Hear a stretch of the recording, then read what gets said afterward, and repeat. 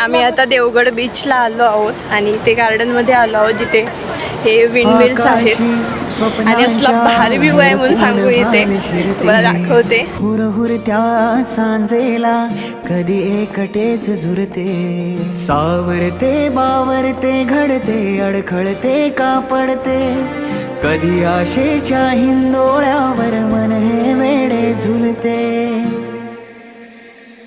चिंब भिजलेले रूप सजलेले बरसुनी आले रंग प्रीतीचे, चिंब भिजलेले रूप सजलेले बरसुनी आले